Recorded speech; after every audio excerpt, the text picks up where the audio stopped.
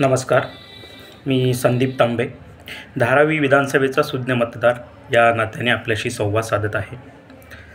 काही जण कॉन्स्टिट्यूशन घेऊन फिरतात, खाली कॉन्स्टिट्यूशन घेऊन फिरतात. माझ्याकडे भरलेलं कॉन्स्टिट्यूशन आहे, आपण पाहू शकता.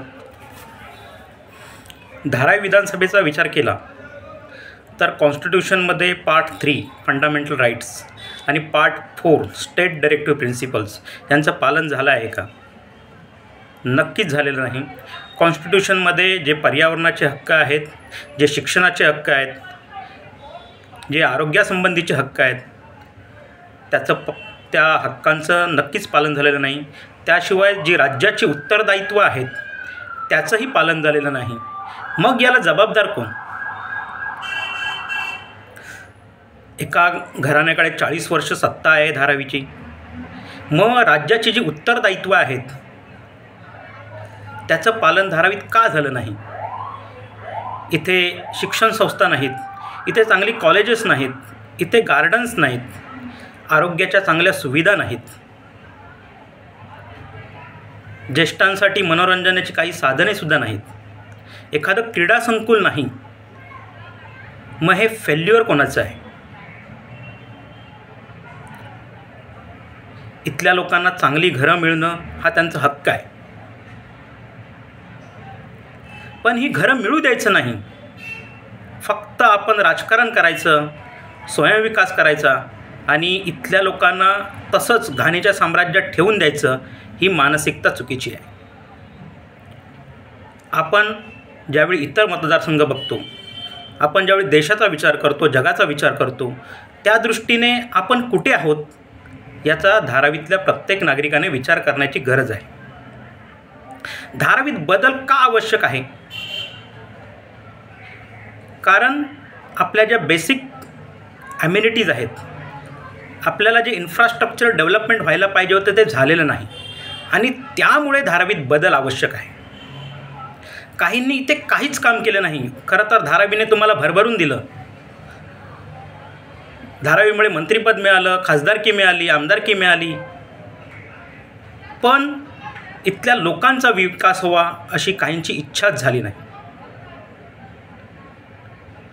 त्यामुळे धारावीतल्या लोकांनी आता आपला विकास घडवण्यासाठी स्वतः पुढे येणं गरजेचं आहे. विधानसभेची धामधूम चालू आहे. यावेळी आपण बदल घडवणं अत्यावश्यक आहे.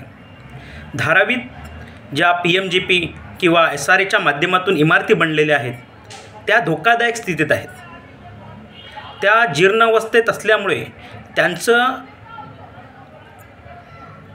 त्यांचा विकास होणं अत्यावश्यक आहे.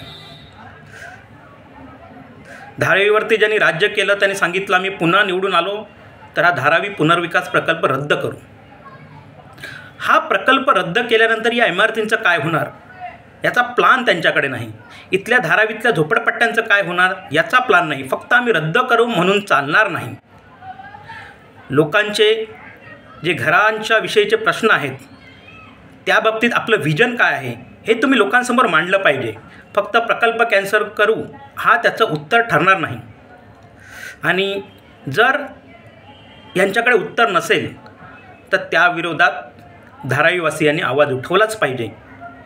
आणि हा आवाज उठवण्याची आपल्यासमोर एक सुवर्ण संधी आहे. येत्या 20 तारखेला विधानसभेचं मतदान होत आहे आणि या धारावी विधानसभेत बदल घडवण्यासाठी आपण सज्जतेने उतरायला पाहिजे. आपला विकास करायचा असेल, इथे चांगलं इन्फ्रास्ट्रक्चर डेव्हलपमेंट व्हायचं असेल, इथे चांगलं एज्युकेशन इन्स्टिट्यूशन यायला पाहिजे असतील, इथलं औद्योगिकरणात वाढ झालेली आपल्याला पाहिजे असेल, इथल्या मुलांना इथल्या इथेच रोजगार मिळवून द्यायचे असतील तर या विधानसभेत बदल होणं अत्यावश्यक आहे. आणि हा बदल आपण 20 तारखेला कराल याची मला खात्री वाटते.